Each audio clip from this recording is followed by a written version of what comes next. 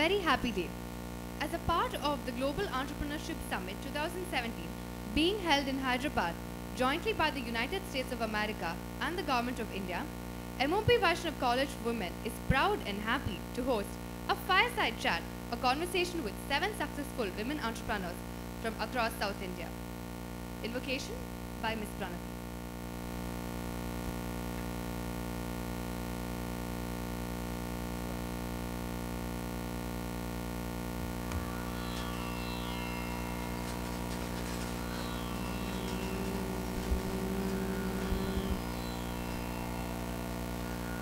करे मुखवरदा मां पालया करे मुखवरदा मां पालया करे मुखवरदा मां पालया करे मुखवरदा परिकीर्तित विघ्न निवारण परिकीर्तित विघ्न निवारण सरि समरहित संकट हरण सरि समरहित संकट हरण करि मुख वरदा हरि सुरेशादि वंदित पदा हरि सुरेशादि वंदित पदा गिरिकन्या सुत गीत ज्ञानद दुरित दुख भय ताप संहर हरिता मोदक आम्रफल प्रिय करि मुख वरदा मां पालया करि मुख वरदा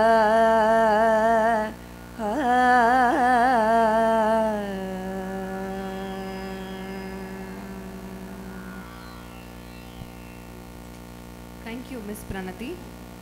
Floral welcome.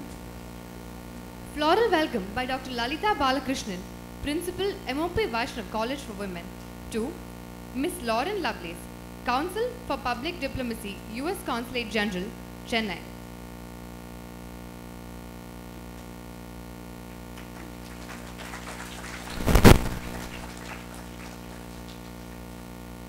To Mr. Eric Lund, Cultural Affairs Officer, U.S. Consulate General, Chennai.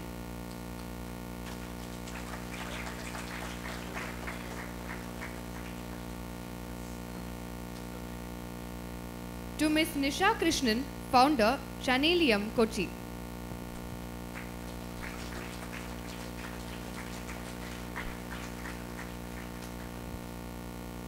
To Mrs. S. Josephine Arokya Mary, Founder, Vibis Honey, Madurai.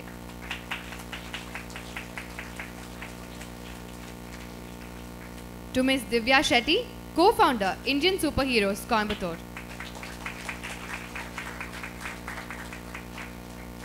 Ms. Uma Reddy, Founder President, Emerge, Bangalore.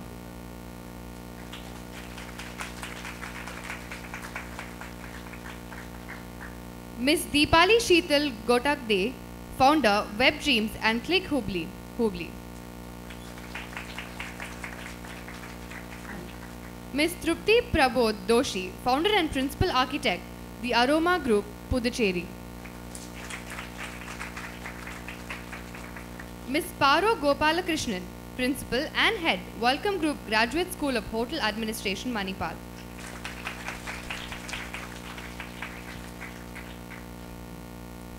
Welcome address by Dr. Lalita Balakrishnan.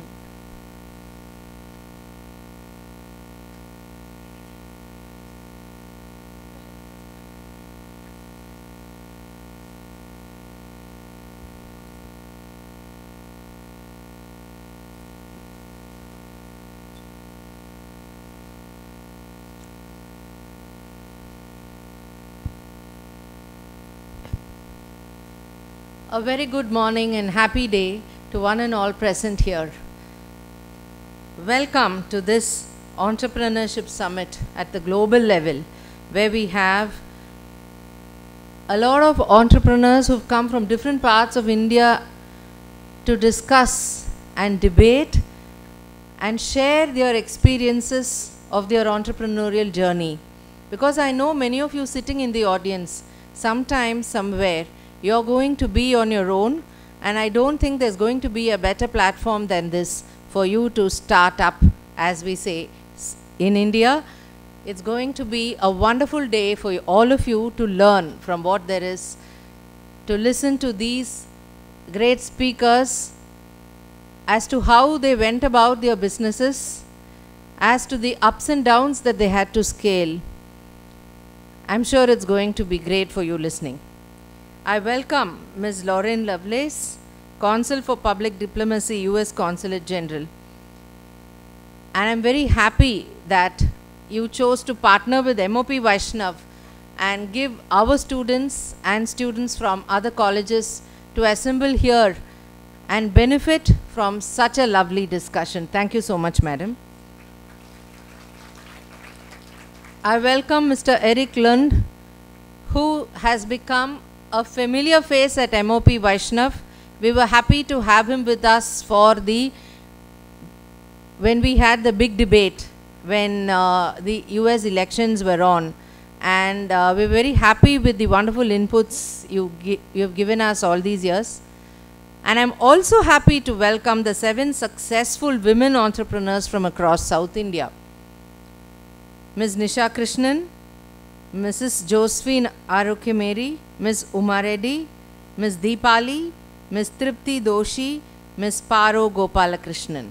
It's really wonderful to have such a cross-section of successful women here, because MOP always believes, as we say in Pen Kalvi, educate the girl child, not just the primary education, but give her skills for life.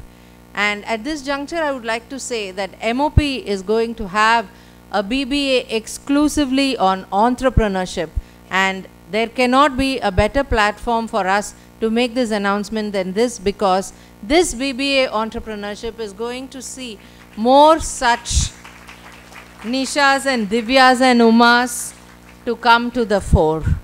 So we're very happy to partner with the US Consulate General, and I'm extremely fortunate to have the pleasure of working once again with Ms. Ratna, Ms. Brinda, Mr. Biju and Mr. Prem Kumar. Thank you all for giving us this wonderful opportunity. It's always been a learning experience to work with you all, and we've always had so much takeaways from any program that we do with the US Consulate General. So I also welcome the various delegates to this debate and discussion and panel, and we really hope that it's been a wonderful journey for all of you, and at the end of the day, you all go out with the feeling, yes, I can and I shall be a successful entrepreneur. Thank you and welcome once again. Thank you, ma'am. I take immense pleasure in introducing to the audience the panel moderator for the day, Ms. Lauren Lovelace. Ms. Lauren Lovelace serves as a Consul for Public Diplomacy and Public Affairs at the US Consulate General in Chennai. She previously served as Migration and Refugee Coordinator and also as Director of the Transatlantic Diplomatic Fellowship Program in the US State Department's Bureau of European and Eurasian Affairs in Washington, D.C. She has served overseas in Ireland, India, in Mumbai and New Delhi, Bangladesh and Egypt, and domestically at the US Mission to the United Nations, and as Executive Director of the US Afghan Women's Council at Georgetown University. Ms. Lauren is a graduate of Tufts University, the Fletcher School of International Law and Diplomacy, the University of Kentucky, and St. Petersburg State University. She is a native of Lexington, Kentucky. Ma'am.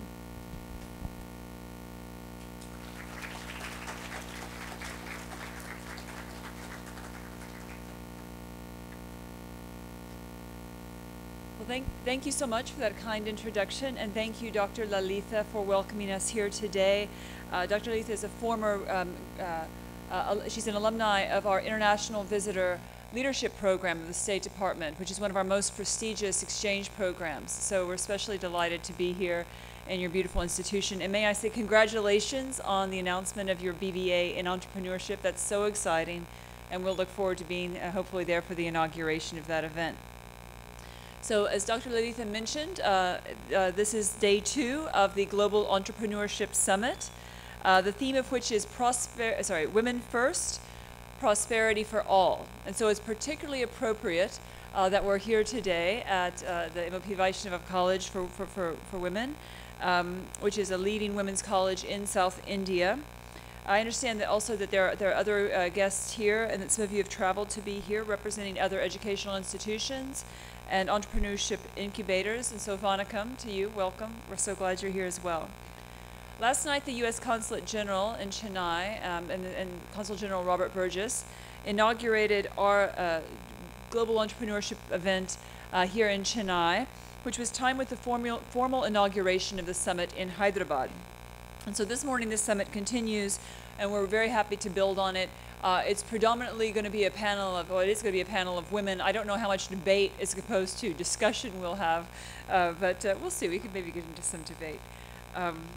But I think that we are, I think and I hope and I believe that we're all like-minded on the theme of the summit, which is Women First, Prosperity for All. And that's, the message there is that when women succeed, we all succeed. This is not just rhetoric. It is actually a proposition that's supported by statistics, supported by facts. I'll give you an example. If India were to increase economic participation of women, that's women-led known businesses, by just 10%, India's GDP would double by 2025. And it's not just India. The numbers are the same worldwide, which is why in Hyderabad, we have many, we have Indian entrepreneurs, we have American entrepreneurs, but we also have many entrepreneurs from all over the world who are coming to basically to stand in testament to this fact. Now this year is the first year that the GES is being held in South Asia. And we're particularly delighted that it's being, as the United States, to co-host this event with India, given India's demonstrated and stated commitment to innovation and your talent and passion for innovation. We have partnered as the United States and India in different spaces, from clean energy solutions, and before we were coming in, we were actually talking about waste management and sustainability and things that affect cities like Chennai, Bengaluru, also smaller cities like Coimbatore and Mangalore. So we want to work. We want to continue to work together. And Dr. Lalitha kindly mentioned our director of our American Center Library, Dr. Prem Kumar Srinivasan, who's I think here somewhere. We welcome all of you to visit our American Center, our American Library. I'd be delighted. Hi, Prem. There's this Prem. Thank you. So we would so welcome you to come if you haven't visited. We are just around the corner from the college, and we're accessible to all of you. We also have there the U.S. India Educational Foundation offices, which do our study in the United States programs. So we would very, very much welcome you to go there as well. You can learn more about our exchanges like the Fulbright program, but also opportunities for postgraduate study in the United States. And again, Vanakam, we welcome you there. I want to say a word. We did a survey. Our wonderful team from the digital engagement team put out a survey for throughout South India for women entrepreneurs, and we found some commonalities in the responses that we received in terms of challenges or needs that women business women are facing. One of them was access to capital, and I think we're going to talk about that a bit today. Capacity building, and I know you mentioned Dr. Reddy. We've seen a lot of work in capacity building, but there's more to do. Gender bias, gender discrimination, and I hope we'll have some discussion about that today. I don't know if we'll debate it. It's actually a fact that gender discrimination and gender bias exists, but we can certainly talk about it and think about some solutions. But the other thing that was mentioned was the need for mentors. And specifically, if you're a student or a woman entrepreneur, the need for female mentors.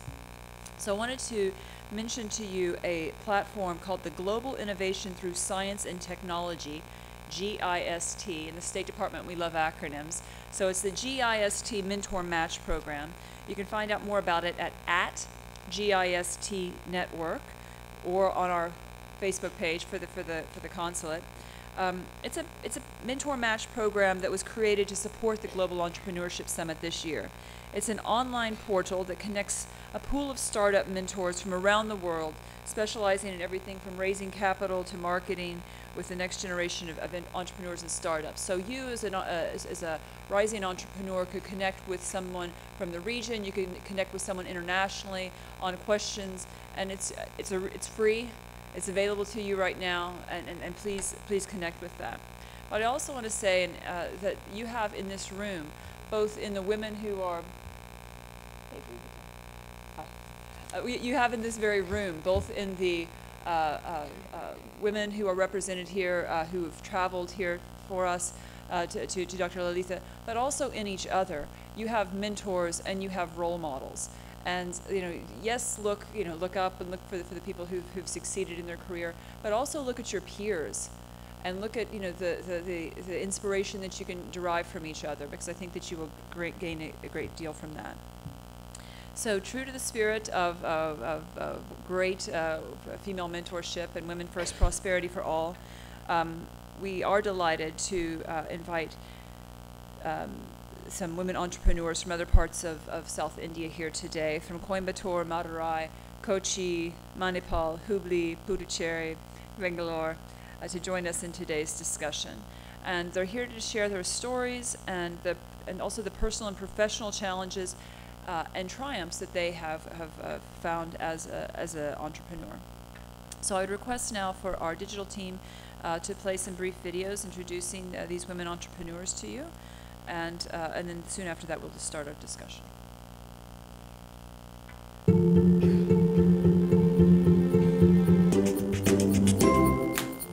I started my website designing and digital marketing business Webdream and ClickHubli.com, which is e-commerce designing and digital way back in the year 2000. That is the first e-commerce portal from North Karnataka.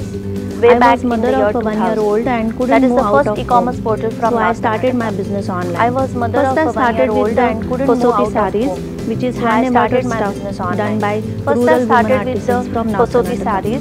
Which is hand embroidered stuff fresh flowers and cakes all over India in 300 cities.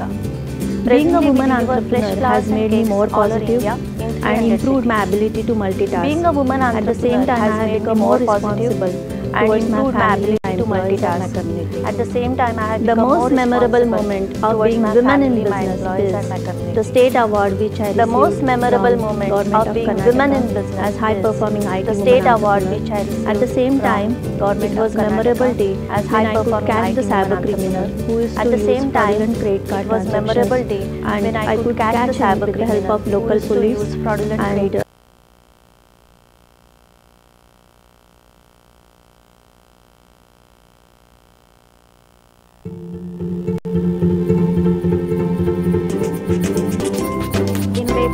என்னுடைய பேர் மதுரையிலிருந்து வரேன். தேனி வளர்ப்பு கோடிக்கணக்கான தேவதைகளை வளர்த்துட்டு இருக்கேன். இயற்கை தேனி பண்ணைன்ற ஒரு பண்ணையை வச்சு அதுல வந்து இப்பொழுதுக்கு 7000 தேனி பெட்டிகளை வளர்த்துட்டு இருக்கேன். எல்லாரும் வீட்டுக்கு ஒரு தேனி பெட்டி குடும்பத்திற்கு ஆயில் கெட்டி அப்படின்ற ஒரு வாசகத்தை நானே உருவாக்கி பழுப்பு புரட்சியா இதை கொண்டு போயிட்டு இருக்கேன். இது ப்ரௌன் ரெவல்யூஷன். இந்த ரெவல்யூஷன் எல்லாரும் சேர்ந்து பண்ணணும்னா நிச்சயமா நம்ம நாடு ஆரோக்கியமான நாடா வளமான நாடா இது வந்து மாறுறதுக்கு ஒரு மிகப்பெரிய ஒரு அருமையான தொழில். இந்த தொழிலை நான் செஞ்சுட்டு இருக்கேன். எடுக்கக்கூடிய அளவுக்கு தேனீக்களை வச்சு பெரிய அளவுல இது வந்து இதுக்கான விழிப்புணர்வு இன்னும் வந்து நிறைய பாடல்கள்ல முதற்கொண்டு தேனுங்கிற வார்த்தை தேனி வளர்ப்பு எல்லாமே வரணுன்றதுக்காக தான் இதை வந்து ஒரு பழுப்பு புரட்சியா கொண்டு போயிட்டு இருக்கேன். பெண்கள் வந்து ஒரு தொழில் முனைவோரா வர்றது நிச்சயமா வந்து பாத்தீங்கன்னா நம்மளுக்கு தன்னம்பிக்கை தைரியம். முன்னாடி எல்லாம் வந்து எனக்கு என்னுடைய சொந்த ஊருக்கு பஸ் ஏறி எனக்கு போக தெரியாது.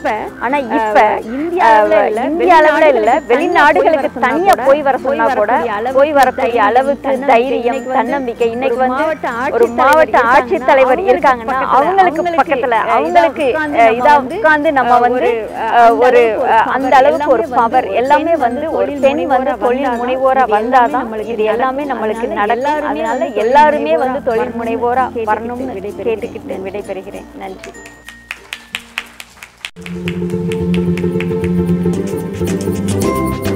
I started my entrepreneurial journey at the age of 24. After resigning from my organization, I had two options. Either to continue with the profession as a vision media journalist or to start something new. I decided to start something new that can create some positive vibe to the society.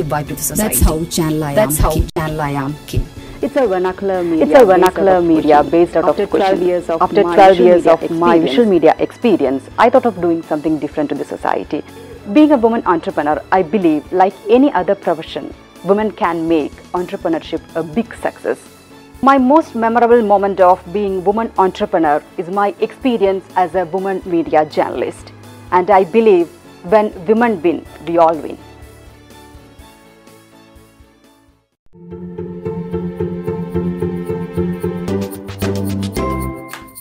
I began my career in a school which is quite popular in Chennai, Vidyodaya Samskriti Kendra. I used to teach cookery and bakery. That motivated me to become a teacher. Over the years, opportunities came my way. I realized how important it was to get into hardcore education and academics, which was deep-rooted in me as I went into research and investigative work. It brought me to into a higher education in hotel schools, and that is the most interesting part of my career, where I have to transform to believe in the 4 decades of my experience as a professional has been when I was recognized in 2013 as one of the 100 most influential women in the hospitality industry in India, and in competition with many men who are in the industry. And I'm extremely proud that I've been in this industry which over 4 decades have motivated young minds to think out of the box, not to look straight into careers, but to look at opportunities across the world wherein they could create, innovate, incubate and start up entrepreneurial initiatives.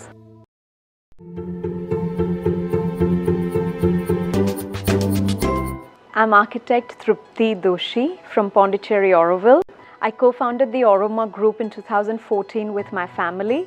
We specialize in eco-friendly design and sustainable construction.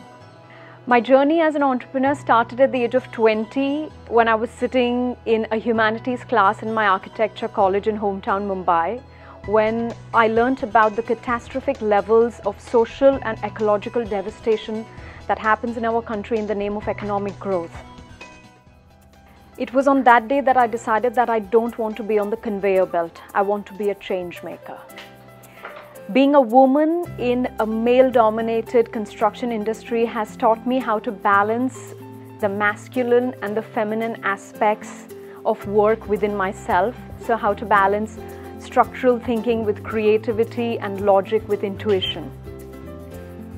My most memorable moment of being a woman in business have been when my work was featured on the cover page of the United Nations Environmental Programme as a model for sustainable development in India, when I was awarded the Woman of Pondicherry by the Governor Dr. Kiran Bedi, when I represented India at the Global Summit by the European Sustainability Academy and at the Professional World Youth Congress in Washington, D.C.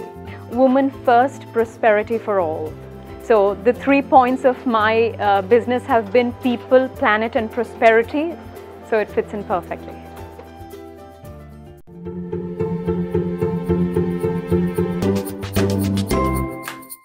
Hi, I am Divya and I run Indian Superheroes and Consul, and the company is based out of Coimbatore.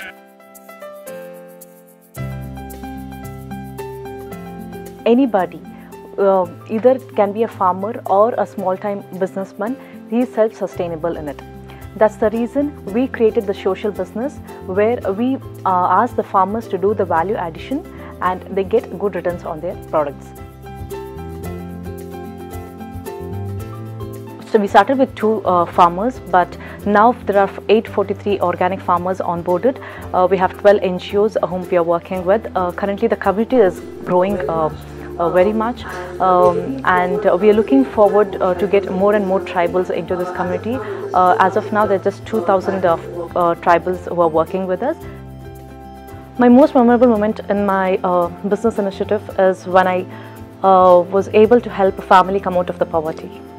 So that was one thing. And when I helped the self-help groups to self-sustain themselves.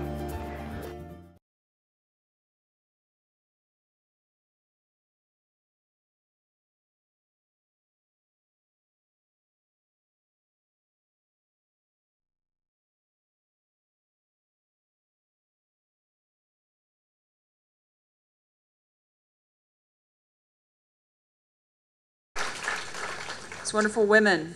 So I should have also noted in my opening remarks that when I arrived here this morning, we were talking about the Global Entrepreneurship Summit. Dr. Lalitha handed me this, and I hope that you're familiar with it. MOP Vaishnava College for Women is going to be hosting the Ignite 2017 National Entrepreneurship Summit on the 8th and 9th of December with an incredible list of workshops and panel discussions, and I did not even know this was happening. So what is great about this is that this is a great school, and it's inspiring that the level of initiative and that the programs that that are happening around us, and especially in support of women entrepreneurship. So one of the things that we hope to gain from this event, and again in greater coordination, is just learning from each other. Knowing what's available to us, whether it's an online mentorship portal, to a digital channel in Cochin devoted to entrepreneurship, to a fantastic conference that's going to be happening right here at Vaishnava College. I just wanted to also mention that also joining us today is a wonderful entrepreneur and friend, Ms. Uma Reddy. She's the founder-president of Emerge in Bangalore. She's a very successful woman business leader who started her entrepreneurial journey while still in college. And she's someone who's trained and mentored thousands of emerging women entrepreneurs to launch their business ventures. She's based in Bangalore, but I've seen her do training sessions here with her colleagues in Chennai and elsewhere, and we're really delighted, Uma, that you could join us as well. If I could ask all of the ladies to please join us on stage. Josephine, Divya, Paro, Dipali, Nisha, Trupti, and Uma.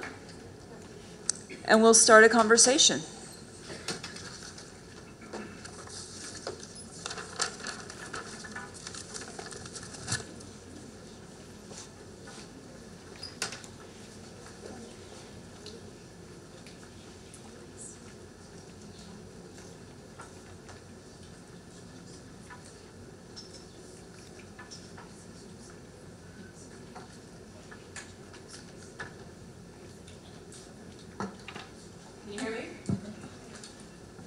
So I'd like to start, if I may. Our names are listed here. We want this to be. We have about a half hour here before we open it up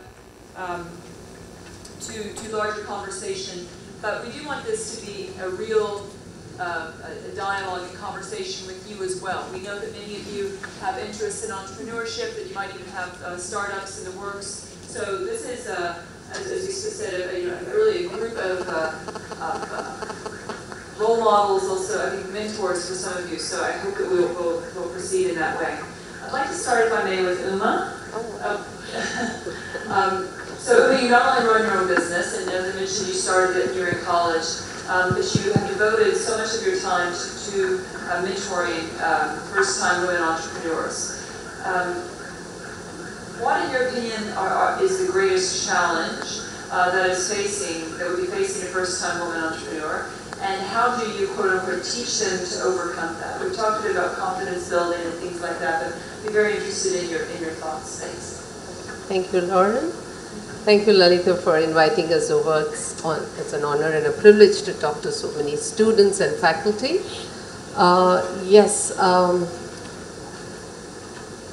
I strongly believe that entrepreneurship is something which is what you're passionate about. I started my business way back in 1984 when there was no ecosystem for entrepreneurship development. I don't think I knew the word or the spelling of the word entrepreneur.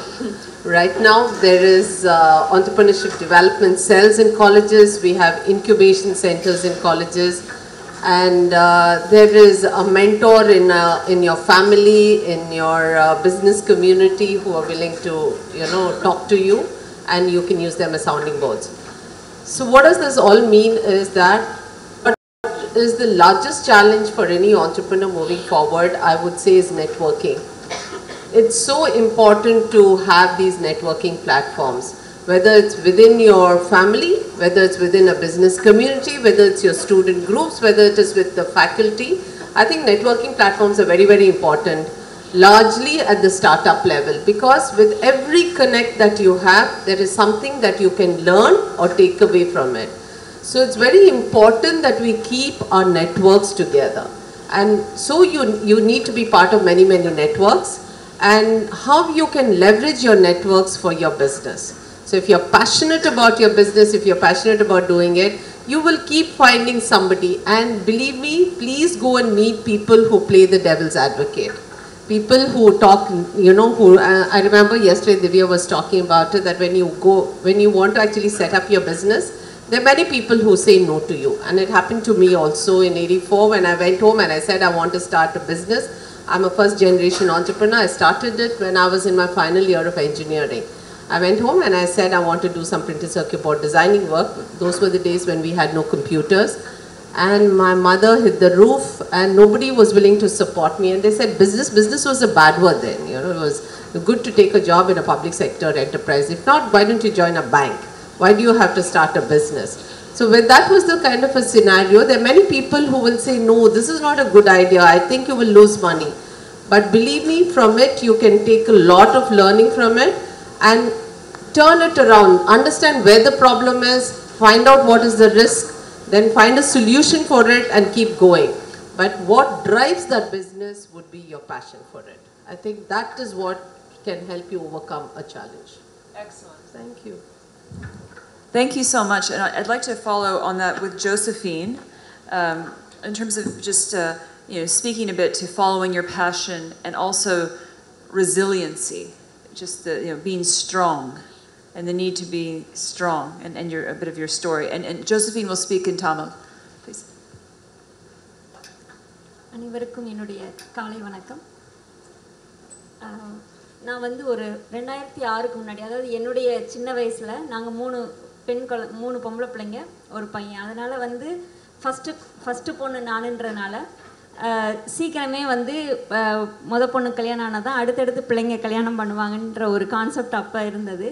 அப்போ வந்து படிச்சுட்ருக்கப்போ +2 படிச்சுட்ருக்கப்பவே வந்து marriage. அப்போல்லாம் Tamil medium தான், அதனால தான் கொஞ்சம் திணறது ஆங்கிலத்தில் பேசுகிறதுக்கு. அப்படி வந்து கல்யாணம் பண்ணி கொடுத்து வெளி உலகம் தெரியாது, அப்போல்லாம் வந்து வெளியில் போக தெரியாது. அப்படி இருந்துகிட்ருக்கப்ப திடீர்னு அதாவது பிள்ளைங்க கொஞ்சம் ஸ்கூலுக்கு போக ஆரம்பித்தோடனே ஏதாவது ஒரு தொழில் பண்ணலாம் நம்ம, அல்லது ஏதாவது வேலைக்கு போகலாம் அப்படின்னு சொல்லி நான் பார்க்குறப்ப தான் இந்த மாதிரி ட்ரைனிங் கொடுக்குறதா போட்டிருந்தாங்க. அதுதான் என்னுடைய பெரிய மாற்றம். அப்போ வந்து நான் கரெக்டாக அந்த ஃபீல்டுக்குள்ளே வர்றப்ப ஏன்னா நான் இவ்வளோ தூரமாக இதில் ஆழமாக போகிறதுக்கு காரணம் வந்து என்னுடைய பொண்ணு தான். ஏன்னா அத்லெட்டிக் பிளேயராக இருந்த என்னுடைய பொண்ணு திடீர்னு கால் வலின்னு சொல்லி அது கால் உடஞ்சிருச்சு. அதுக்கப்புறம் போய் பார்த்தா அது போன் கேன்சர் அப்படின்னு. அது வந்து ஒரு பெரிய என்னுடைய வாழ்க்கையில் வந்து எதுவுமே எல்லாமே வந்து முடிஞ்சது மாதிரி ஒரு பெரிய ஃபீலிங்கில் இது எப்படி இது பண்ண போகிறோம், எப்படி வாழ்க்கை அப்படின்ற அதை வந்து எப்படியாவது இது பண்ணணுன்றதுக்காக இந்த தேனுக்குள்ளே அதிகமாக போனேன். அப்போ தான் இந்த ஒரு 10 பெட்டிகள் வச்சு ஆரம்பித்து அதை வந்து ஒரு 100 பெட்டியாக ஃபஸ்ட்டு எடுத்தோன்னே எனக்கு சரிவு தான். அது மட்டும் இல்லை, அதுக்கப்புறம் வந்து ஃபுல்லாக கிட்டத்தட்ட வந்து 2013 வரை எப்படி ஒரு ஏற்றம்.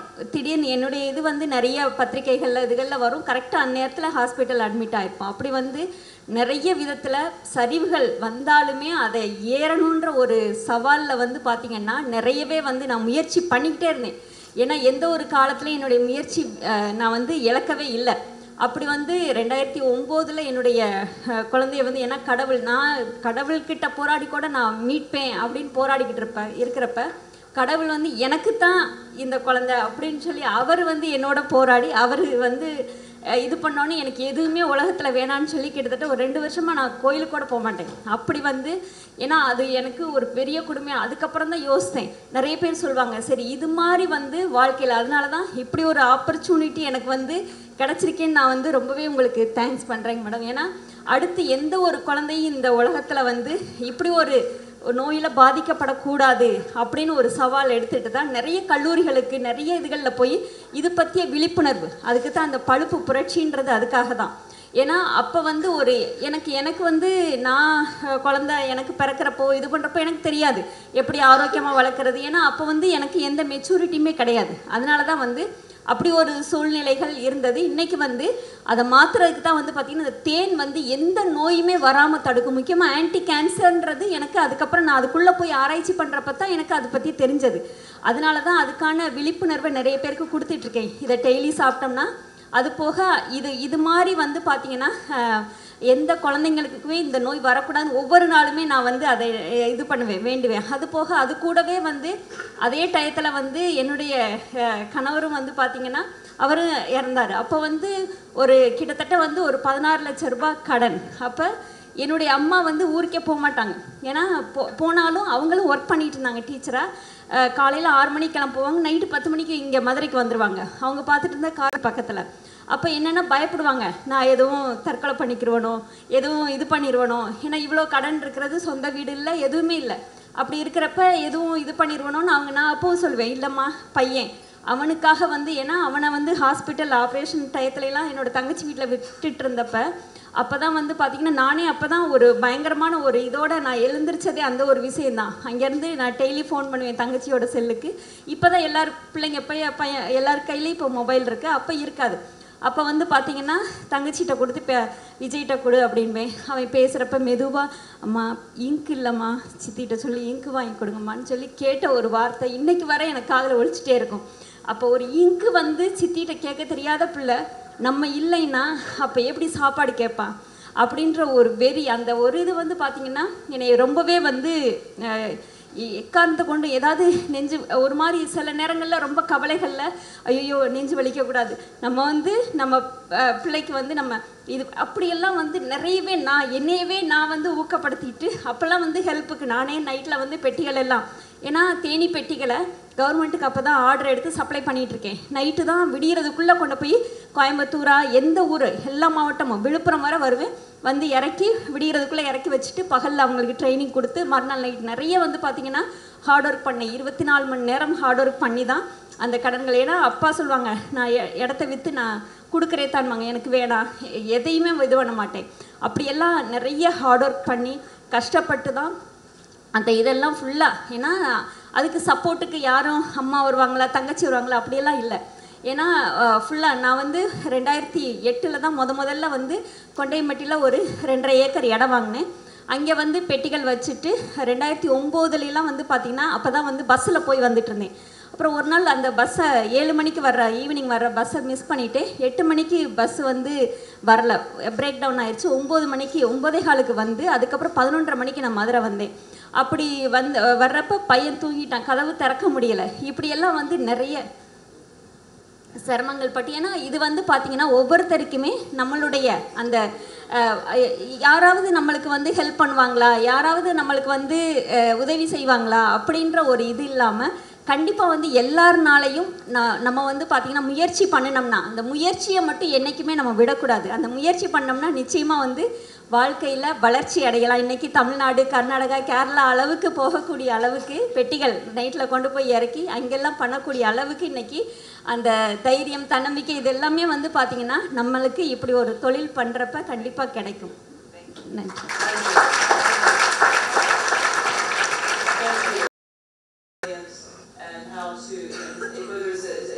Entrepreneur and also as a human being. So thank you so much for sharing that with us, and that's a story that I think that we will remember. And also, I can say that you are, I think, the only woman who has won the farming award, the Al National Farming Award from the government of India. And I really recommend also you can throughout South India you can find, and actually it's throughout India you can find just these honeys. They're called Vivus honeys, and there's 33 different flavors, everything from ginger to drumstick to tulsi to cinnamon. They're delicious. So let's see. I wanted to turn now to Nisha.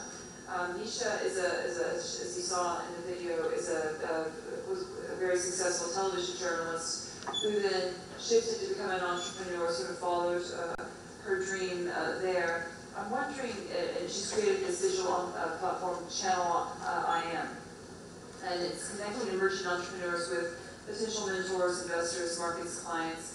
I want to ask you a bit about the role of the media, Nisha, but also, this idea of resiliency, and especially for some first generation entrepreneurs, how do you cover stories about, not always, yes, the success stories, but also, challenges and at times failure?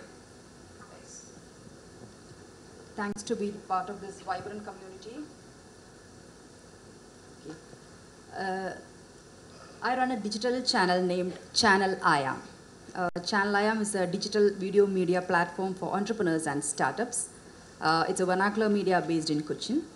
We focus the stories of startups, women entrepreneurs. Then we give mentoring, incubation, funding. Actually, these all segments, we give the information to the people.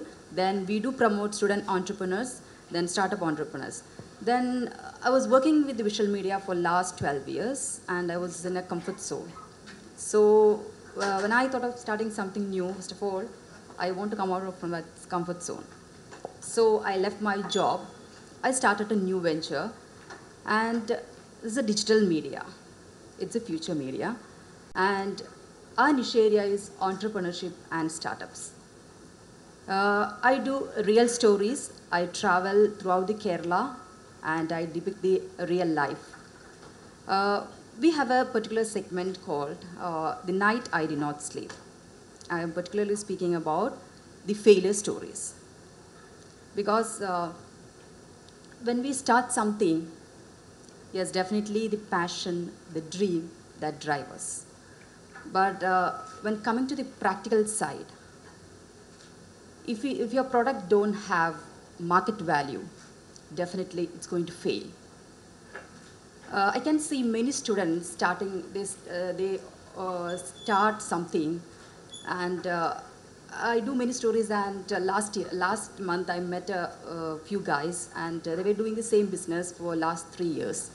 And they are telling still we are in a struggle stage, we couldn't success. So when I asked who are the team behind it, yes, we are software engineers. We three study together. So first of all, the team, the core team behind every business, that's the key point of the success.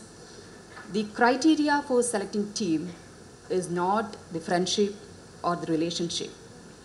If your product have market value, you will definitely succeed.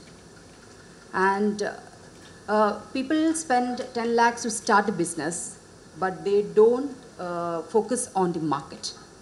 So first of all, I know all of you all want to do something new.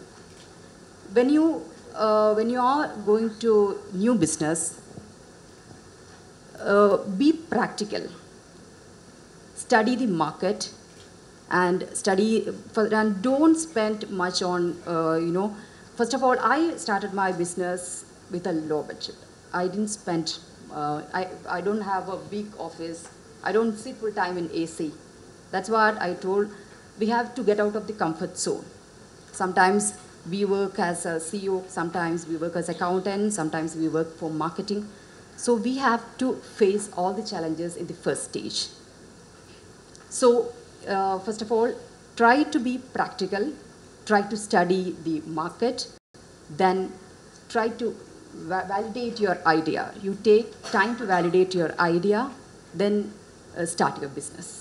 So Channel I Am is providing a platform where you can depict the real life of people. We tell the stories of success, we tell the stories of failure. So the real stories, and you don't learn from your failure. I can see people saying, let's celebrate failure. how can we celebrate failure? When VC is funding you, when we are taking loan from bank, how can we celebrate failure? That's not the correct term. Let's study from the stories of the failures of the others. You try to learn from it, then try to start a business. And that's not to say that you won't fail, but just if you do fail, don't, you know, no, make a cake over it. yeah, but don't quit. The failure and quitting is something different. Yes. Very good. Thank you so much. You raised a very important point, Nisha, which is sort of knowing the market. And I think that that's something that is true for all of the women on the stage here, is really, you know, whether it's, you know, seeing the market for honey, seeing the market for a digital platform in Malayalam. And I want to ask Trupti, because we've been talking a lot about sustainability, and you know, just sort of wondering about how you, being in Puducherry, how you developed this model for sustainability within architecture, and what you see within that space. And then from there, I want to ask also Paro. Paro is a mentor to and an advisor to so many people at the Graduate School of Hotel Administration at Manipal University. And when I met Paro, I had this fantastic meal that I was hosted to have with her students. And I said, which restaurants do I go to? Where do these students go work in restaurants so that I can go to these restaurants? And Paro said, no. My students go out and start restaurants. You know, so this idea of being a creative entrepreneur in whatever you do. So also, how do you help your students find that niche and find that market as well? So start with Trupti, please. Thank you, Lauren, and thank you all for inviting all of us here. So my journey in sustainability, as I briefly mentioned in the video, started when I was sitting in one of these chairs in a humanities class in Bombay in my architecture school. And I had a brilliant teacher who was explaining about the catastrophic levels of social and ecological devastation that happen, chopping the forests, mining the mountains, poisoning the rivers. And I just knew that I didn't want to do that. So the Trupti before that day and after that day are two entirely different human beings. And that is what made me leave Mumbai, leave the whole real estate megalomania of Mumbai, and I actually started traveling around the country to discover my calling. And finally I found myself in one of the most backward areas of rural Tamil Nadu. And I'm a Gujarati. Of course, I did not speak even a word of Tamil, and I just found it fascinating because in some areas, apart from the fact that they had a cell phone, I couldn't tell which century I was in. We'd completely skipped the Industrial Revolution and landed straight into the IT revolution. So people were riding bullock carts, had no equipment on the farm, and they were using cell phones. So I decided that if I can do something with this community, because it is so challenging and so completely removed from my comfort zone, that it could be done anywhere as a role model. So I started working with these people, and over the course of the next few years, I worked with over 5,000 families in the local, 5,000 local alcoholic men, and trained them into becoming extremely highly skilled masons, technicians, barbenders, carpenters, plumbers, and built community training centers for them and with them in the village, which then went on to be chosen by the United Nations Environment Programme as models for sustainable development in India.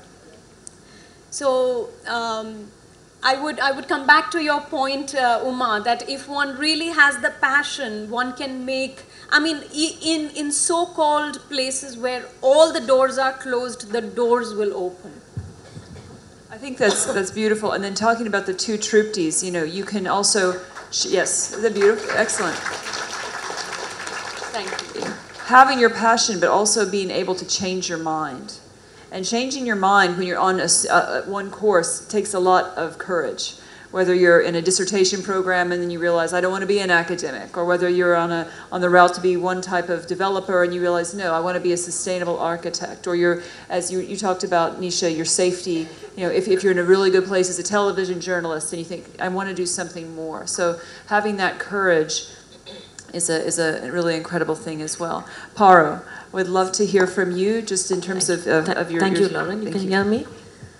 Very good morning to this lovely, wonderful, beautiful faces of the beautiful South Indians.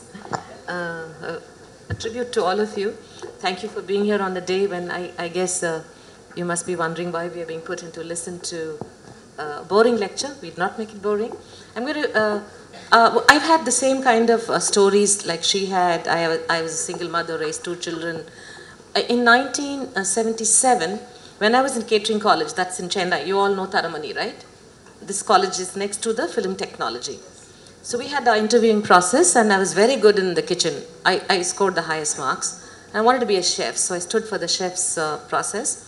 Taj was there, Oberoi was there, ITC was there. I went through all and all of them said, no, because you're a woman, you cannot be a chef because we are not taking women in the kitchens. So that's where the first shock hit me that we are not the same even in that platform of getting a job.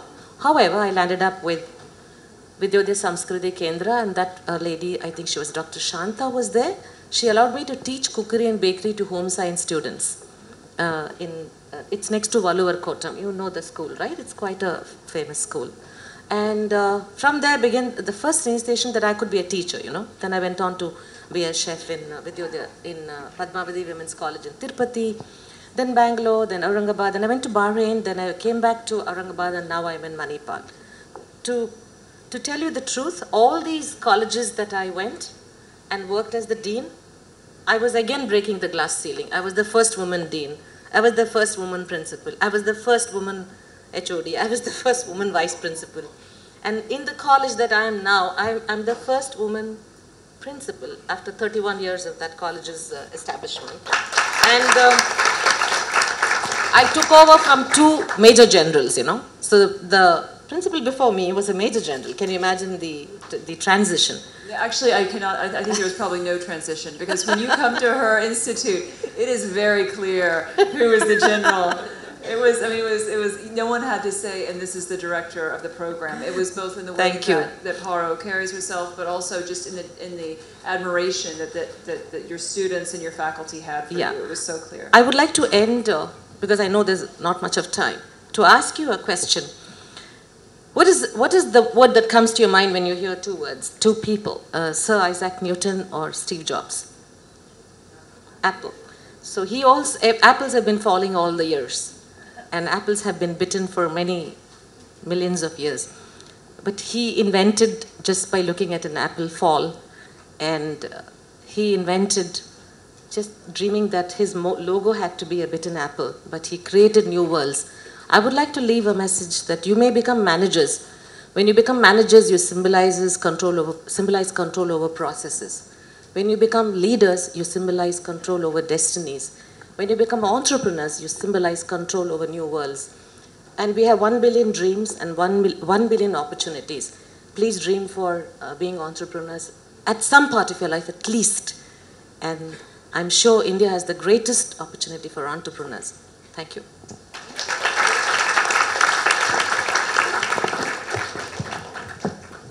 That's wonderful. Thank you so much, Paro. Dipali, you designed and launched your e-commerce site, Click Hubli, in 2001. It's the first e-commerce site to be launched and operated from North Karnataka. The firm now has 12 e-commerce portals and a network of florists and bakers, which we saw delectably on the screen earlier, and you serve 300 cities. You're also, I believe, a mentee of the AirSui mentorship program, or you've been involved in a mentorship program as a strategist. So I'm sort of, what you did in Hubli was really out of the box, if you will, or just, it was, you came to, and you saw potential in e-commerce, and so you made a road there. I wonder if you could speak a bit to that, but also to, the role of that mentorship had for you, where you see your own self as a moving that to kind of paid it forward in that mentorship capacity. Thanks. Yeah. Recently, if you have seen the Miss World contest, the question was asked like, what should be the highest profession? What should be the profession which will have highest salary? And our Miss India told that mother should get the highest salary in the world. and she won the Miss World title. So I was a mother of 1 year, and I was not having highest salary at all. I was not financially independent. I had to ask my husband money, though I was a professional computer science engineer. And then I thought I should have identity and my financial independence, and started my business. Now it has grown, and I have created employment in North Karnataka. Not only e-commerce, we also design and develop websites. Though I am at a place like Hubli, I am found in Google. Like if you Google for e-commerce consultant in India, I am in first 4, and I could win award for me and my community. So a mentorship is definitely very important. Whenever there was any kind of event and any kind of opportunity for women, I was always the first to apply. I joined organizations like Emerge, VTI, and attended the workshops. I'm part of Cherry Blair Foundation for mentorship. And there was a great initiative by Goldman Sachs, 10,000 women. Though I'm a computer science engineer, I did business thinking only from technical angle. Like I never had a professional accountant or never had a business plan.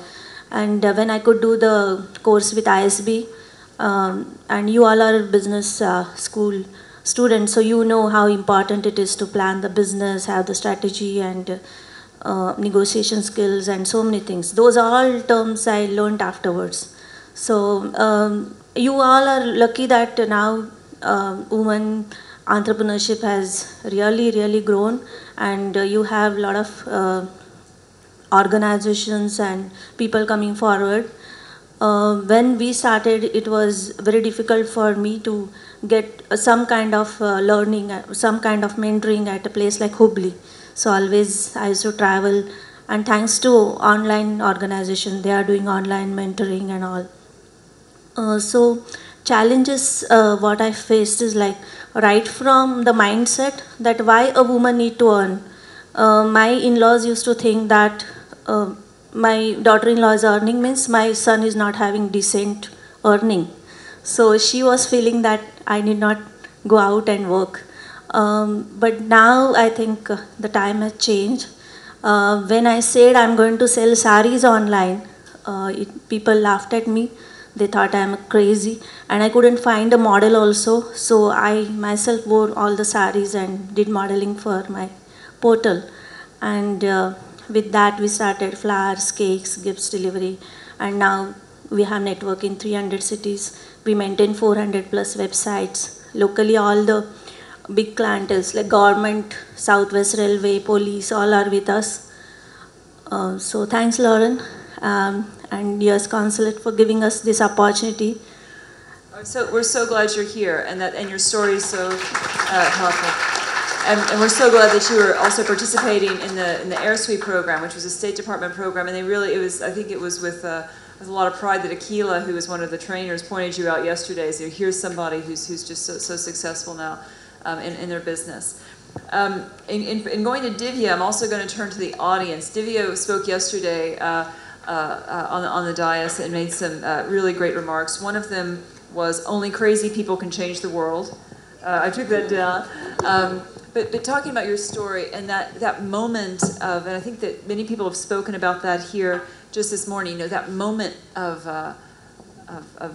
epiphany, if you will, that real moment where you said, why shouldn't I bring the change?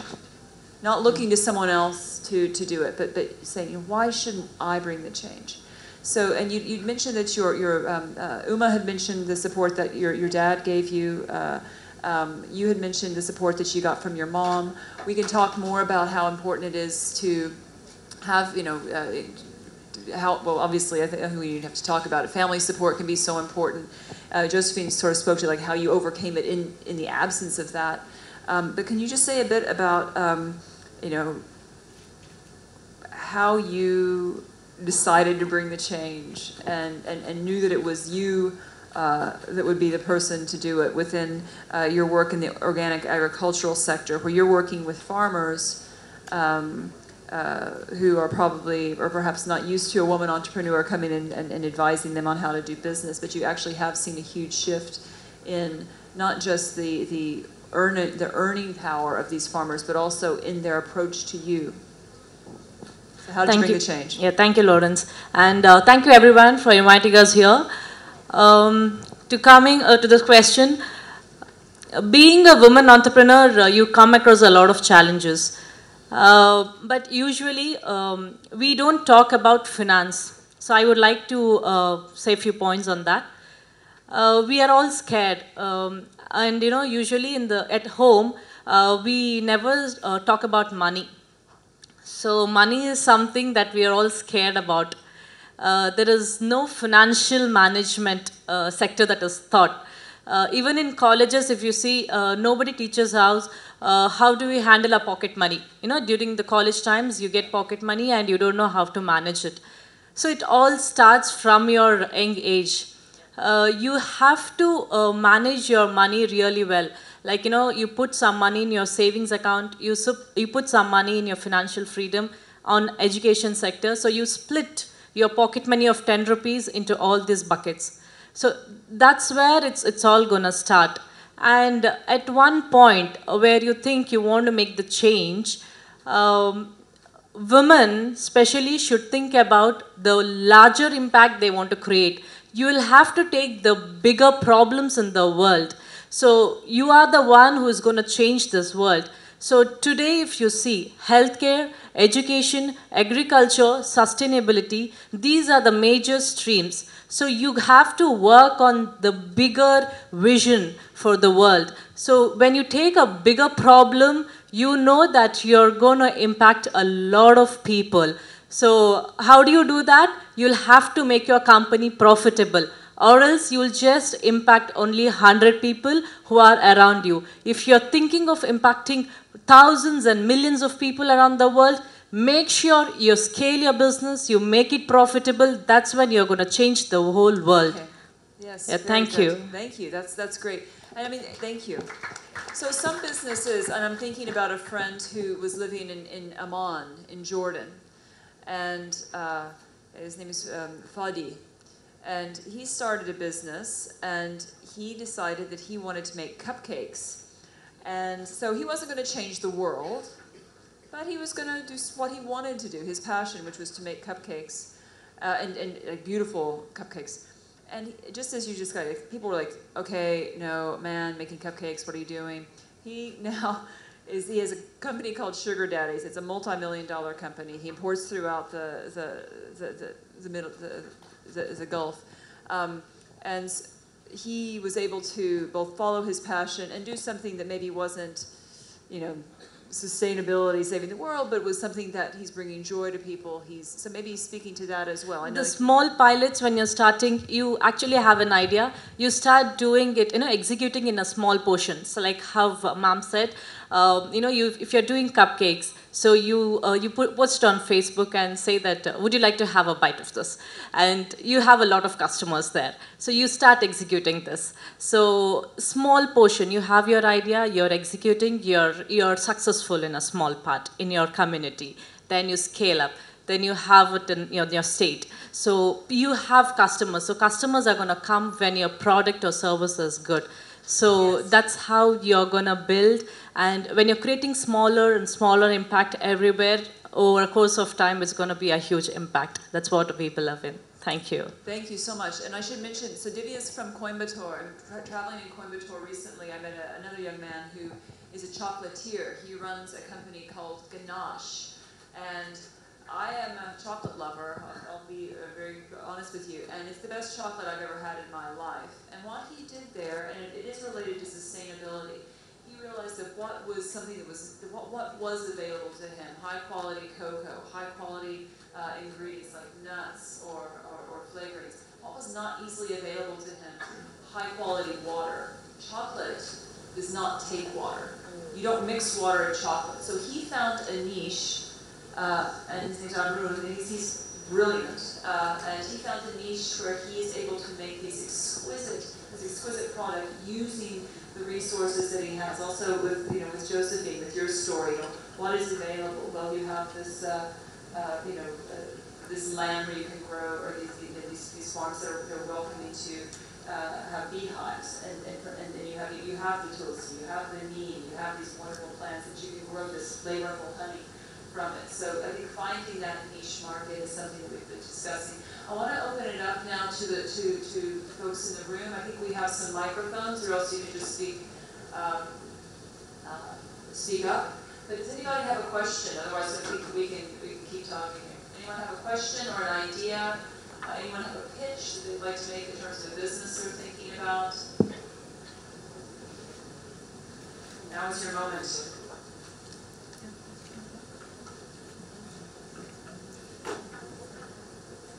Yes, ma'am. Right there in the white shirt. Yes, please. And if you could just introduce yourself, please.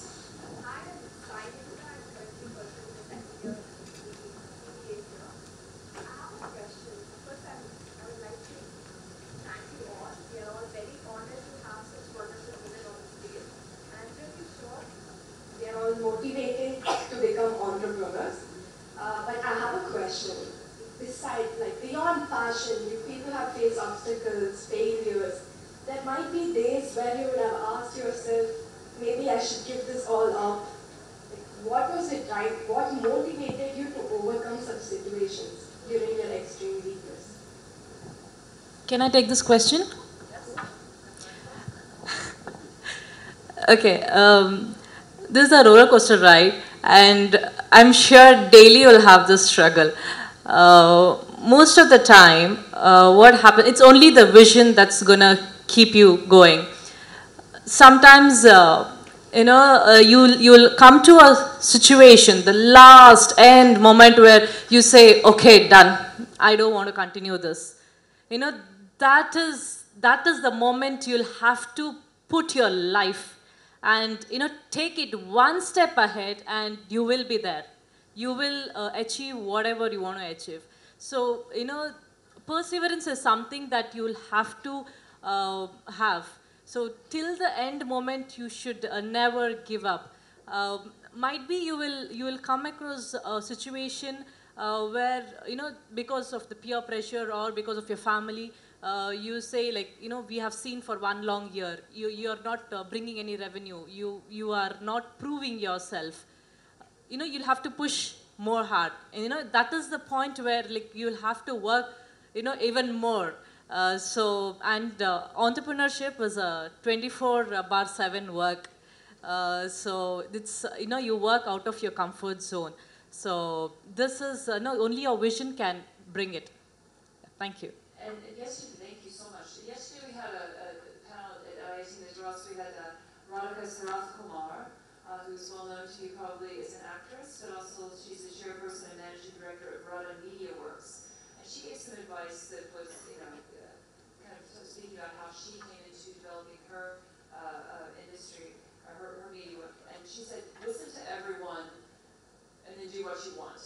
I love that.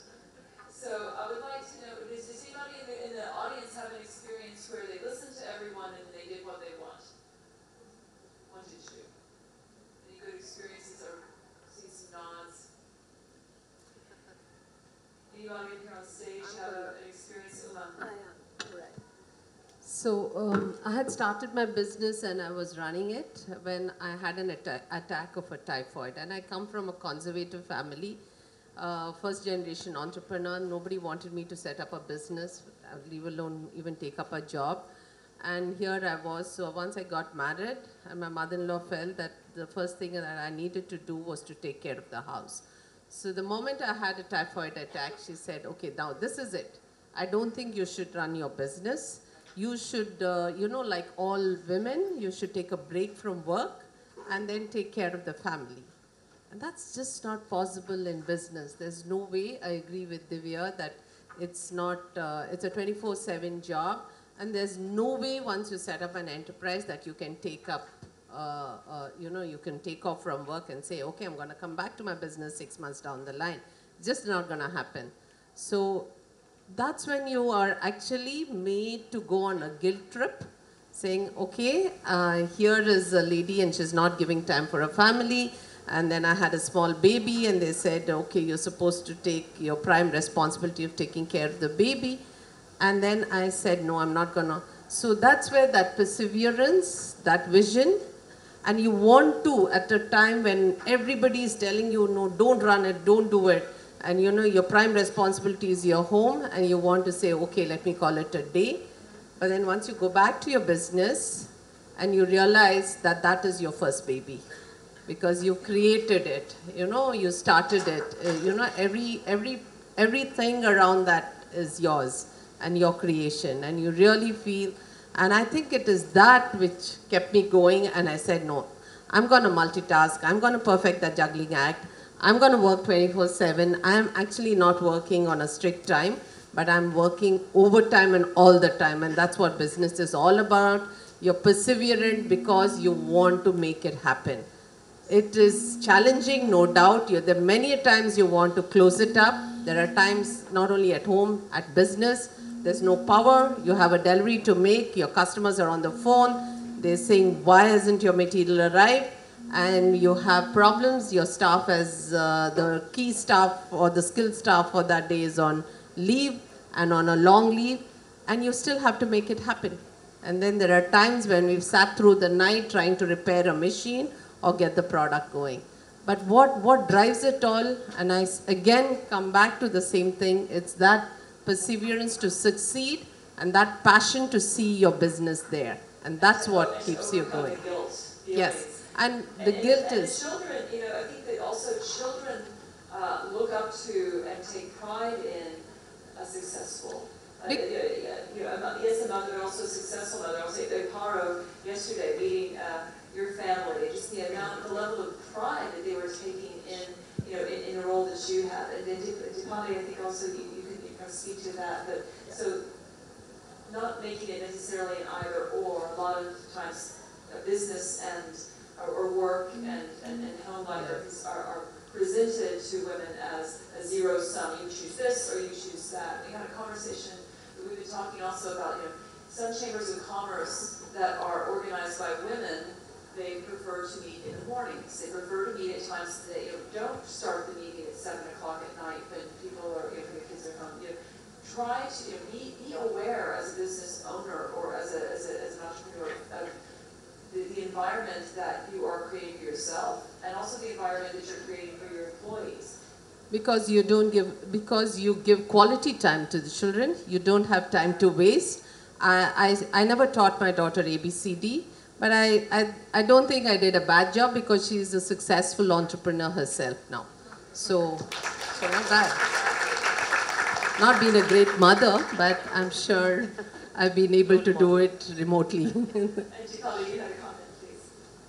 Yeah, there was a moment when I thought I should quit my entrepreneurship because my photo was copied and I had customer care, my own number on the website, and it was copied and put on a website which was like a adult kind of like escort services website. And I got like 200 calls like asking for me to come, and so that time I remembered a story my grandma always used to tell, like management story. You know that Hanuman was asked to go and get the Sanjeevani from the Meru Parvata when Lakshmana was injured. And then he goes to that mountain and he sees that the mountain is so huge, and he was not aware which is the Sanjeevani kind of medicine or plant.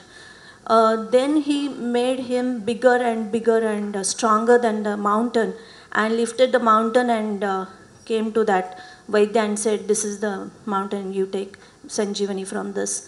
So whenever there is a problem, you make yourself so strong that the problem will become smaller for you and you will succeed. Thank you.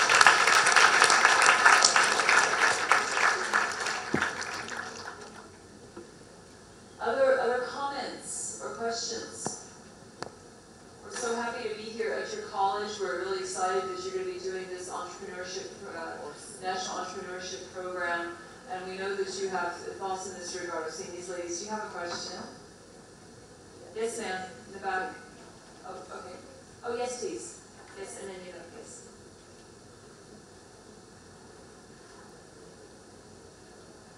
Hello, this is Shruti from BBA department. So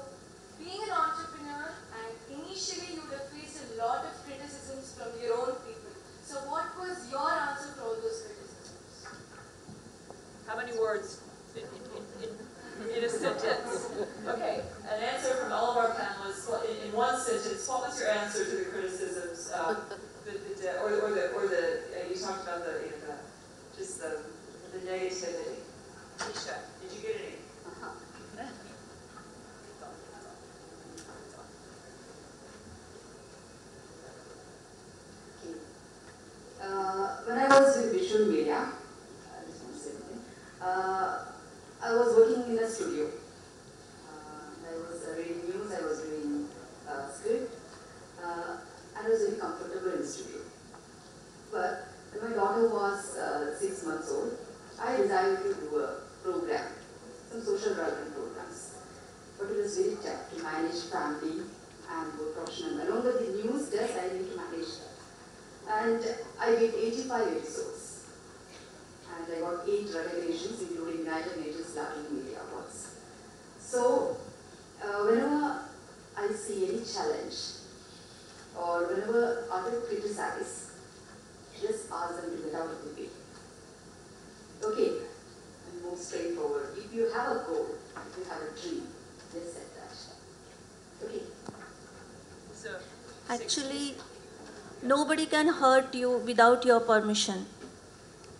People keep on talking, but if you think she's talking, she's hurting, she's criticizing me, then only she's criticizing or he's criticizing you. So in this business, I have really become thick skin, like customer shouts and people keep on complaining, criticizing, but then it is you how you take it. So I think that's a fantastic point. And we see it in entrepreneurship. And what you described earlier, yes, it was harassment. For instance, people taking your photograph and doing that, in a very nasty way. What that is also called in some spaces is bullying. And if you see some of the advice that people give on bullying, and bullying is also very prevalent, sadly, in academic contexts, it's exactly what she said, which is just don't own it. Do not accept it. Just say, thank you. I know you think that way. Don't try to fight the bully in terms of saying, if you're this, or just say, that's not what I think. I don't, that's not, or as you say basically what Nisha says, just like say, excuse me. I think you're standing in my life. Josephine, do you have any thoughts?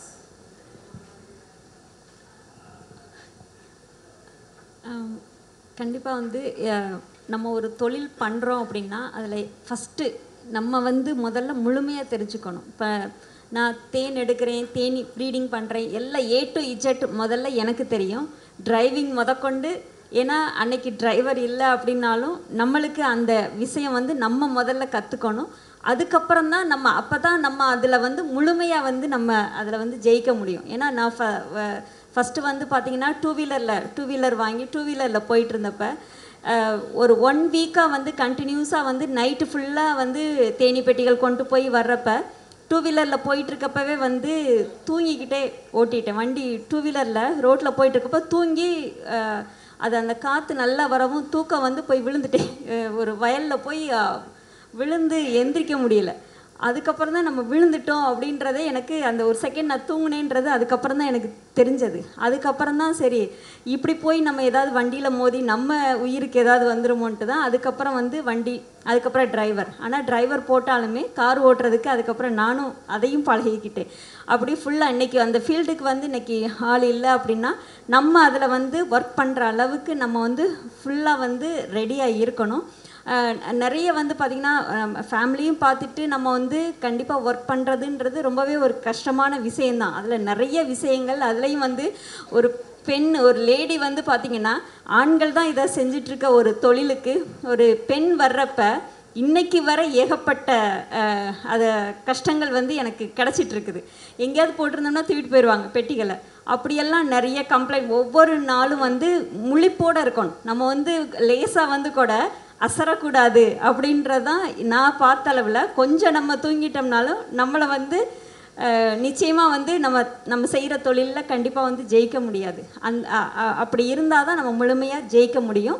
இதுக்கு வந்து first வந்து பார்த்திங்கன்னா நான் லோனுக்கே வந்து ஒரு 9 மாதம் அலைஞ்சேன். ஒரு 10 லட்ச ரூபா லோன் 2010 9 மாதங்கள் பேங்க்குக்கும் இதுக்கும் அலைஞ்சு வாங்கினது. இன்றைக்கி வந்து பார்த்திங்கன்னா இப்போ ஒரு 2 மாதம் முன்னாடி தான் 2 கோடி ரூபா ப்ராஜெக்ட்டு 2 கோடி ரூபா எனக்கு பேங்க் கொடுக்கக்கூடிய அளவுக்கு அதில் வந்து, ஏன்னா இதில் வந்து வழிகள் இருக்குது நிறைய. வந்து நம்ம நினைக்கிறோம் ஃபினான்சியலாக வந்து கரெக்டாக நம்ம முதல்ல கொஞ்சம் வாங்கி கரெக்டாக அதை ஸ்டெப் வைஸ் நம்ம வந்து ரீபேமெண்ட் கரெக்டாக பண்ணிகிட்டு இருந்தோம்னா அதுவும் கண்டிப்பாக வந்து நம்மளுக்கு கை கொடுக்கும். அதுவும் வேணும். கண்டிப்பாக ஒரு தொழில் பண்ணணும்னா ஃபினான்ஸ் கண்டிப்பாக அவசியம். அந்த அவசியத்தை நம்ம கரெக்டாக வந்து கொஞ்சம் கீப்பப் பண்ணிக்கிட்டோம்னாலும் நம்மளுடைய லைஃப் நல்லா இருக்கும், பிஸ்னஸ் நல்லா இருக்கும்.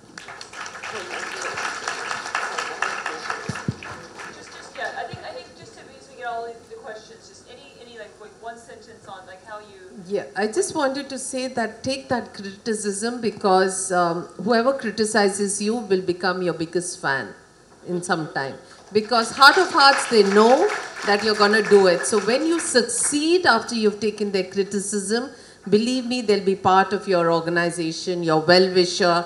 They are the ones who actually applaud you over a period of time. Now, Uma, this is a great point. Are you speaking about constructive criticism, or are you speaking about someone taking your photograph? Somebody is negative about it, but you take it constructively.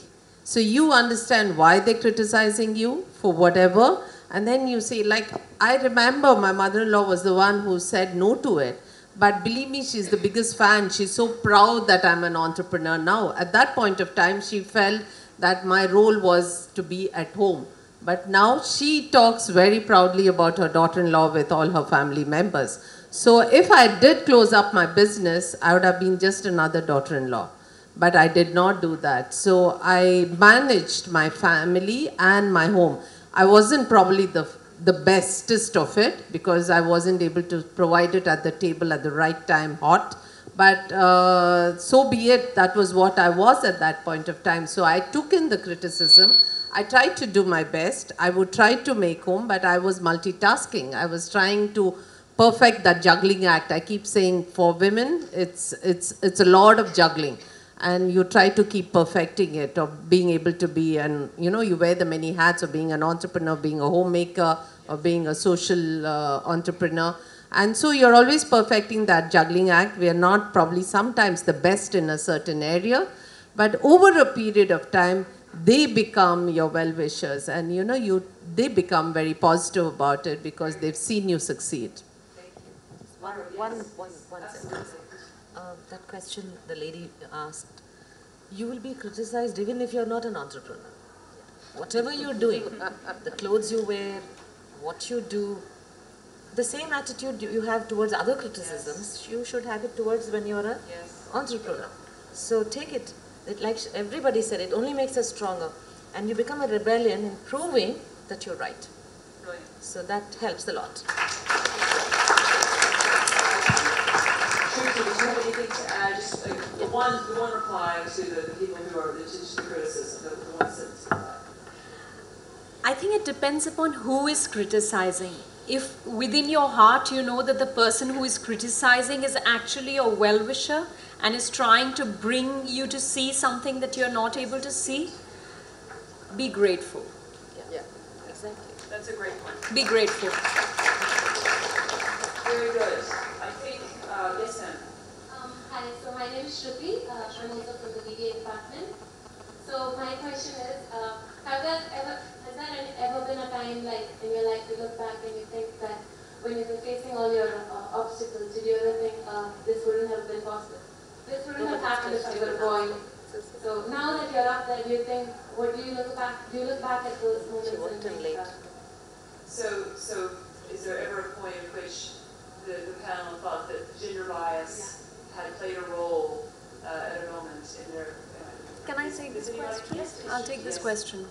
Architecture, I want to say, is a notoriously gendered... Absolutely. So, if there is one industry, construction is the second largest economy in our country after agriculture, and it is a heavily male-dominated industry.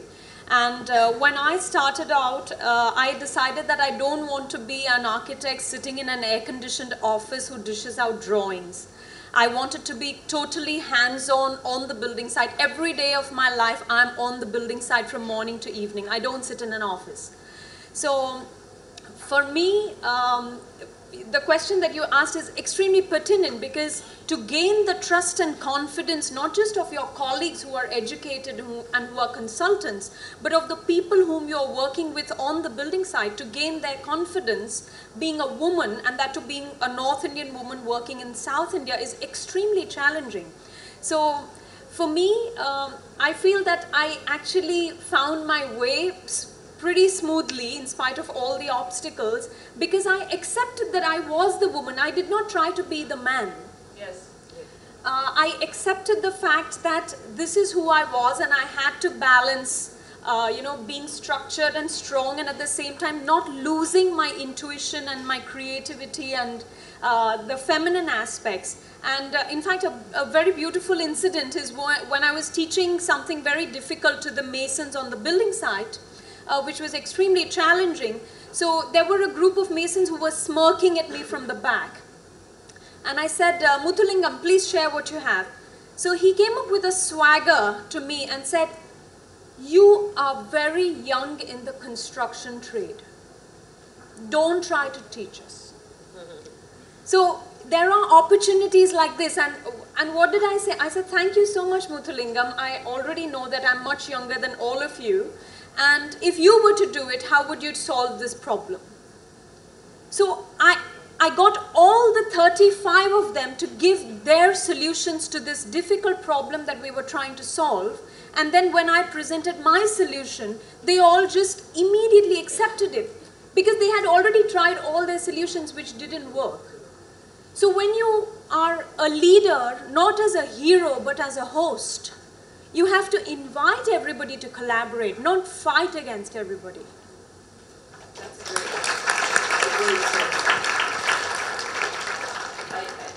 I'd like to ask, is anyone in the room have family-owned businesses? Does anybody here have a family-owned business? Yes, ma'am. So just one of the reasons I asked, and I'm going to take your question. When I was in Bangalore recently, I was meeting with the youngest, one of the youngest heads of a Chamber of Commerce in all of India, who's a woman.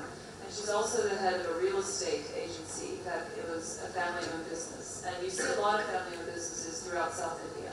And one of the real conversations that we were having was about how, when you are the woman who is taking on this family-owned business, she was talking about how difficult it was to get people to pay their bills. Because before, her grandfather, her dad, they would just kind of come in, the guys would pay the bill, they would show up, the men would pay, it would all be fine. She would show up and they would sort of put her off. So what she did was she digitized it and made it, the bill was due, and they started immediately incurring interest charges, and they didn't pay it. And so that was her tactic to overcome the bias that she was seeing. If any of you have family-owned businesses, I think it would be really interesting to hear from you, or if you have experience. And also, you do have a family-owned business? Can we hear from you, please? Thanks. Actually, I also want to share something else. So, hi, my name is Nikita, and my initial plan was to join my family business along with my dad. But then later, as most of the girls, everyone does love makeup, and I was really into makeup. So, just recently, my two really close friends, both of them and I, we started a business. So it's called Glam by Eminence, and it's just new. We just started a few months back. So basically, we do makeup for other people and all that. And that's our initial plan for the next 5 years right now. And in future, we do want to start our own product line. We want to see women use it because it's really passionate about it. And that's what we want to do later also. So yeah, that sounds great. So some of the women also raised the issue of just finding that market. So within the cosmetics market, within the makeup market, there are so many products. How do you distinguish yourself? Some people have done that through organics. Some people have done that, with different types of lines. So that'll be I think that'll be interesting and a great challenge. Anyone else have any thoughts on just how do you take a family-owned business and adapt it in a way that Trudy was mentioning, just as a woman, and actually make it a better business? Because that's what we were hearing in Bangalore, was that not only were the businesses, yes, the businesses were changing, but they were very much changing for the better. We saw also some people from from the organization Power in Manipal doing the same sort of thing with family business. Yes, Deepali, please. I think you should do what you love or love what you do. Generally, family-owned businesses, they say that my daughter-in-law has come, so let her join the family business. My husband does mechanical industry and they wanted me to join the same, but I was not really enjoying it. So though it is ready to you set up and everything is settled, I wanted to choose the different path. So always you will excel in what you love to do. So don't building in finance, personal finance. We did a program recently in Bangalore with a personal finance specialist named Kelly Boucher. Who's from the University of Chicago alumni. We did a program for women, and this is just getting back to that point where you really cannot start children too young in terms of managing money, managing a checkbook. If you're in college right now, which you are, and you don't have a bank account, like this is a very, very good time to open a bank account. Not that you're going to have a lot of money in your bank account, but it teaches you how to manage. I'm just going to give you a quick, are we still Facebook Live? Are we? Okay, well then, off the record later, I'll share just a challenge as a college student who gets a new credit card, doesn't understand what it means. Fortunately, after many, many years, you know, that's all fixed. So I remember I applied for a credit card. I didn't know what APR was. I had no concept. I think it had like 40% APR or something. So you don't know. Learn now, and not when you're starting a business, about these, you know, some of the challenges. So that, you know, so what you owe is, you know, 5,000 rupee as opposed to, you know, 5 lakh rupee. So that's I think that's an important lesson in personal finance. I would like to add one point to that.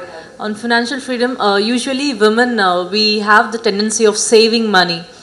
We keep on saving. If somebody gives us money, usually we save the money. We don't know how do you manage, like, you know, you'll have to invest that money so that you have the cash flow. But we have this tendency that, okay, if I save the money, I'll have a lot of money by the end of this year. That's not what it is. Once you have the money, a good amount of money, you have to invest in something so you are getting good returns on it. So you'll have to start. So that's how your business mentality is. So now you're thinking like a business person. So now you are investing somewhere. So you're seeing this is a cash flow. You're getting returns on it. So, and you keep on increasing. That's how you keep on building. So that's what I wanted to put forward. That's very, very useful. Yes, sir. You have a question right here in the front. And I think we have time for this one and then one more question. Yeah. Hi, my name is Vishnu. I co-founded Indian Superheroes and Consul with Divya. My question is to the panel.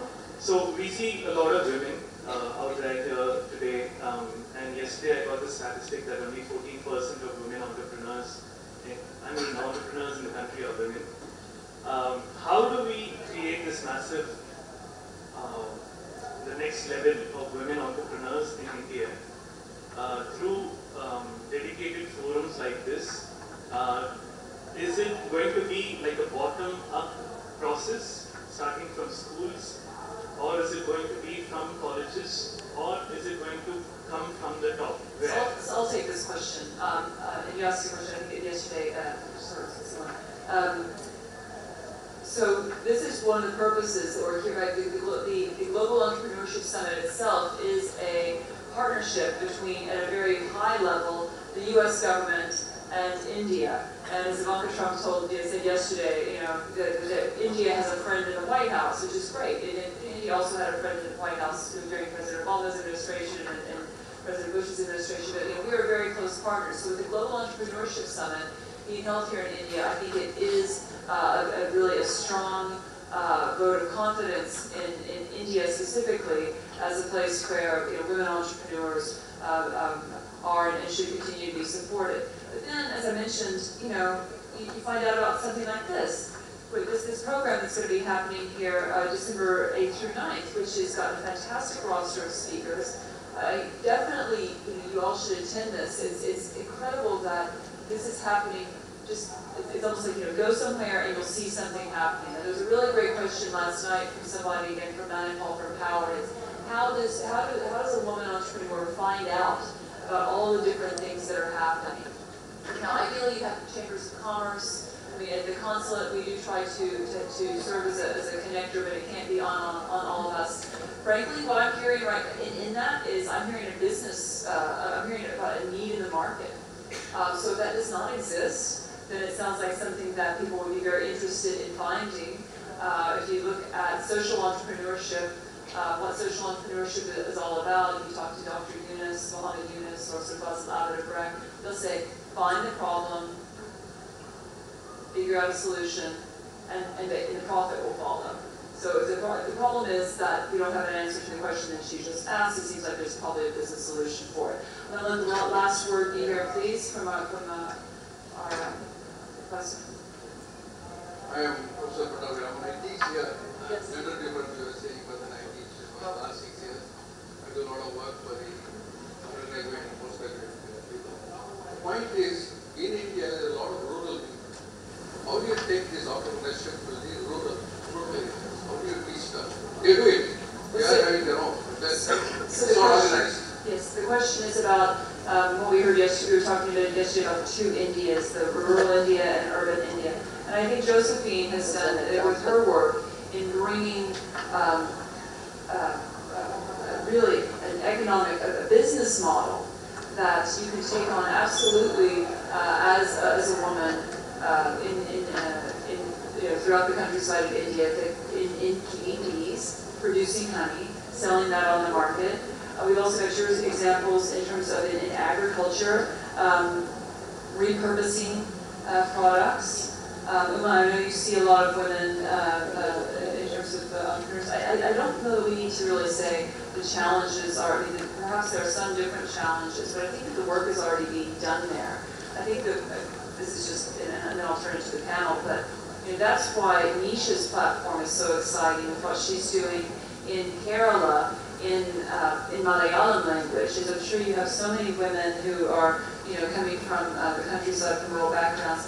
What she's doing is she's bringing these people to life through her digital platform. And so to the student of mass comm and communications, to the media students here, for anyone who's thinking about entrepreneurship, I would say Vanakkam Namaskaram in terms of looking toward Tamil language platforms like Nisha has, looking toward Kannada language. I think there really is looking for competitor Malayalam, so you have I think that there is a market and there is an audience for this sort of thing. Any last comments by the panel? And I'll start with you, please. This? Yes, please. So I strongly believe that the rural entrepreneurship is very successful because inherently they start the business because of a need to add to the income. So whenever there is a training program in any of the rural areas, they're very, very successful. I'll tell you a quick story very similar to what Josephine was saying. There's a lady from North Karnataka, her name is Rakshani. She had never gone to any training program. As an organization, when we went to do a training program, an entrepreneurship development program, she had 2 children. She was married to a government staff, and there the parda system is very high. They don't come out of their homes. She came for the training because it was being led by an organization.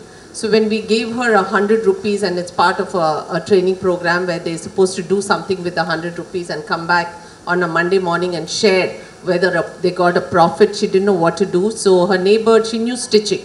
So she went and stitched a nightgown for her neighbor, bought some fabric and stitched, and she earned some money.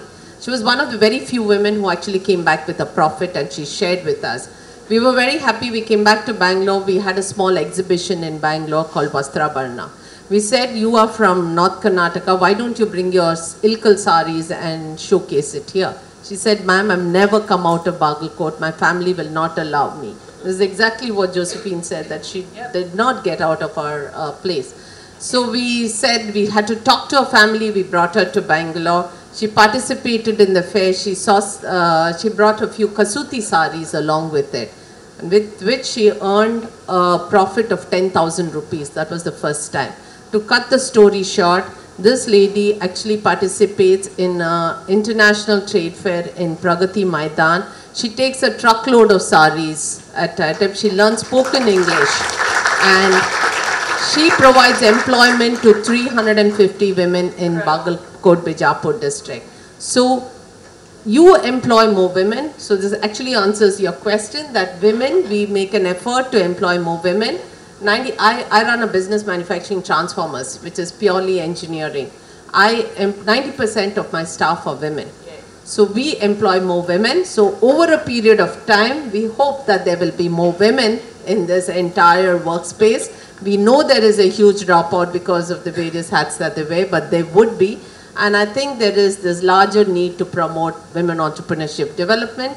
and associations like Emerge, and there are many, many organizations help promote it. And these are because they're role models. You see somebody running a good business, there'll be many others. And this is exactly why I was so glad to be here in Chennai with these amazing women. We know, on behalf of the U.S. Consulate, we know that we are here representing 170 million people in South India, in Tamil Nadu, in Karnataka, in Kerala, in Pondicherry. We know that these people, and specifically these women, are our partners in this global entrepreneurship summit. So that is the reason for our focus. I think I'd like to give the last word to Dipali, and I think when we think of Hubli, what do you think of in terms of businesses from Hubli? Do you think agriculture? Do you think e-commerce? Well, there you go.